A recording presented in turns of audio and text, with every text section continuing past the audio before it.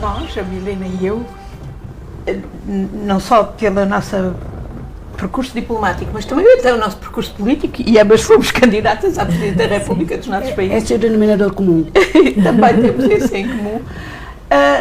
Somos nós um produto do extraordinário papel, fundamental papel desempenhado pelas mulheres na luta dos nossos dois países, e aqui na luta timorense, e sabemos bem como as mulheres de Timor foram extraordinárias e sofreram a dobrar, e muitas vezes em silêncio e ainda sem o devido reconhecimento. Eu sei bem que estamos numa sociedade patriarcal e ainda há muito a mudar, mas é importante, de facto, pessoas como a Milena e a Madalena e outras mulheres que tiveram um papel-chave, justamente se batam também pela afirmação dos direitos das mulheres, e é isso que nós fazemos na nossa intervenção pública. Eu penso que essa é uma questão também essencial de desenvolvimento das nossas sociedades, da portuguesa e da timorense. Infelizmente, hoje temos muito mais gente qualificada, aqui também, na diplomacia timorense há imensas mulheres qualificadas, mas em todas as áreas do conhecimento. Eu sei que Timor fez um grande esforço, como era necessário, pela educação, mas há um outro esforço que é essencial que a democracia faça, aqui e em todo o mundo, e como nós estamos a ver agora até pelo retrocesso que está a haver na Europa e nos Estados Unidos, em termos democráticos, é que a democracia tem que deliver economicamente, e em termos de jobs, emprego para os jovens. Portanto, a democracia existe não apenas respeito pelas liberdades e bom funcionamento do processo político pluralista, mas que de facto a governação, a boa governação, cria oportunidades, aproveita os recursos do país, e nesse aspecto, sem dúvida, como a Milena já citou, Timor-Leste é um grande exemplo, pelo sentido estratégico de linhas de desenvolvimento, mas há um aspecto que precisa de mais atenção, que é a questão de criar emprego ao nível das qualificações que os jovens vão adquirindo. Não é... Portugal, por exemplo, investiu também imenso em educação. Temos hoje a juventude mais qualificada de sempre. É um esforço de Portugal, é um esforço também da própria União Europeia, e, no entanto, os portugueses não estão a servir em Portugal, estão a ter que emigrar à procura de empregos ao nível das suas qualificações e das suas aspirações no outro país. Isto é mau para Portugal. Isto mostra que a nossa estratégia de desenvolvimento esteve errada, ou está incompleta. E, se calhar, aqui Timor também tem que fazer uma reflexão nesse sentido, porque sei que um grande problema, mais do que nunca, é também esse de arranjar oportunidades de emprego para os jovens.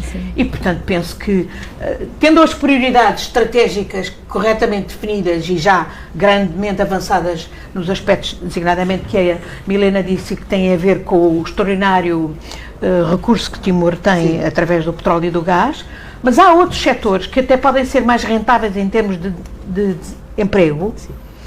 Eu, por exemplo, estou maravilhada com a extraordinária limpeza que há hoje, por exemplo, em Dili, e que é, obviamente, também resultado da criação de postos de trabalho para a limpeza. Não só uma questão de disciplina da população em geral, mas de criar-se uma estrutura destinada à limpeza.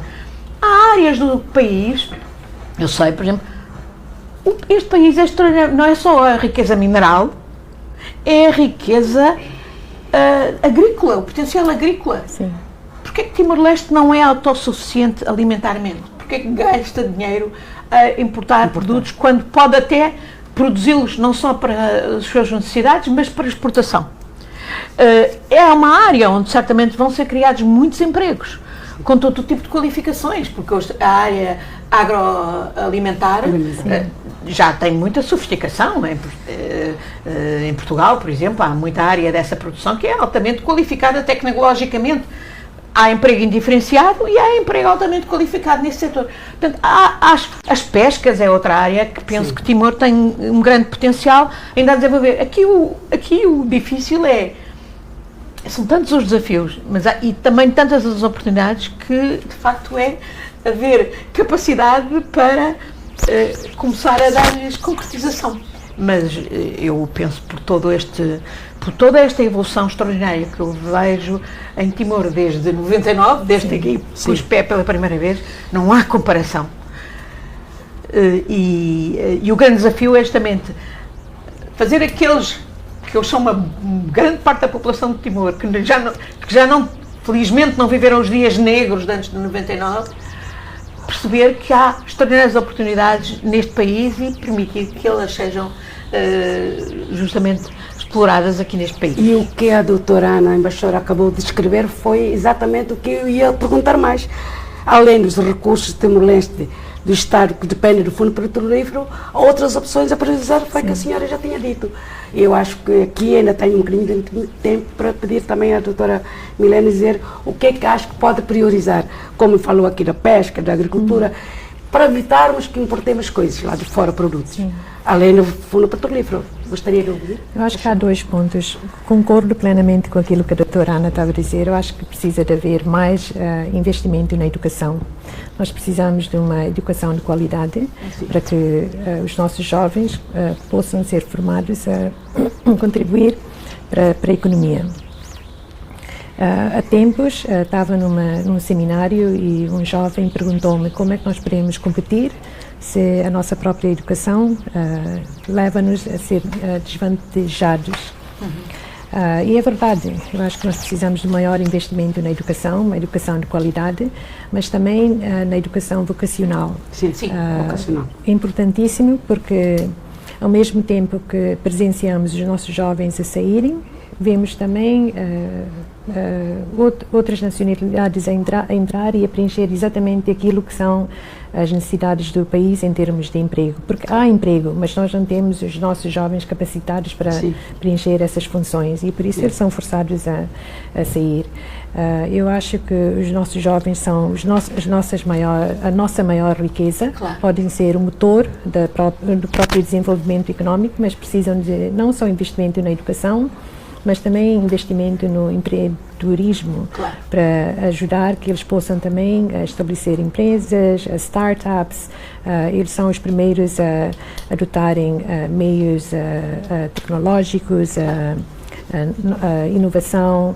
Eu acho que devemos ter maior investimento nisso. E, claro, em termos dos nossos sectores produtivos, temos o turismo, temos a agricultura, naturalmente. Temos também a possibilidade de desenvolver o sector manufatureiro, que eu acho que faz parte do plano do governo, mas precisamos também de assegurar que empresas como aquela que eu trabalho neste momento, que querem reinvestir em Timor-Leste, para criar também emprego, possam ter oportunidades e facilidades que são necessárias. E também para atrair mais investidores, precisamos de ter aquilo que em inglês chama-se even playing field, condições justas de concorrência, condições equitativas. Eu acho que precisamos fazer um trabalho em torno da facilitação no setor privado. Sim. E já agora eu concordo com o que a Milena acaba de dizer e penso que muito importante é também o papel do Estado, do Governo, no sentido de garantir que há transferência de tecnologia. Sim. Quando há investimentos estrangeiros aqui, obras ou outro tipo de áreas, em que justamente é possível, através desse trabalho, envolver e criar oportunidades de trabalho e de qualificação para os timorenses, que depois vão desenvolver essas capacidades de empreendedorismo, etc.